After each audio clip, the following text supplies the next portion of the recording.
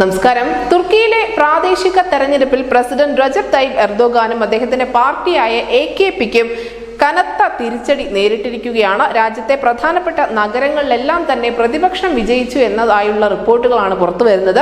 ഇസ്താംബൂളിൽ CHP നേതാവായ mayor ഇക്രേം ഇമാഗ്ലോഗു ആണ് വിജയം നേടിയിരിക്കുന്നത്.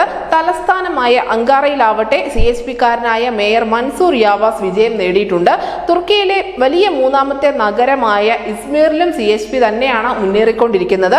നമുക്കറിയാം, 21 വർഷം മുൻപാണ് എർദോഗൻ തുർക്കിയിൽ അധികാരത്തിലേറുന്നത്. അതിനുശേഷം അദ്ദേഹത്തിന്റെ പാർട്ടിക്ക് ആദ്യമായാണ് രാജ്യത്തുടനീളം പരാജയം രുചിക്കേണ്ടി വന്നിരിക്കുന്നത്.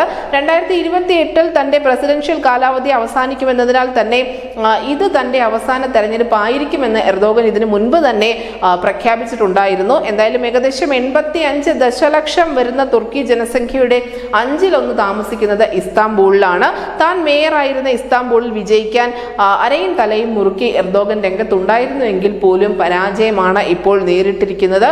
നിലവിൽ എന്തായാലും എർദോഗനും അദ്ദേഹത്തിന്റെ പാർട്ടിയായ AKPക്കും കനത്ത തിരിച്ചടി നേരിട്ടിരിക്കുന്നു. ഒരുപക്ഷെ എർദോഗൻ യുഗത്തിന് തന്നെ തുർക്കി ഒരു അന്ത്യം കുറിച്ചിരിക്കുന്നു എന്ന് വേണമെങ്കിലും നമുക്കിതിനെ വ്യാഖ്യാനിക്കാം. News desk VCT Malayalam.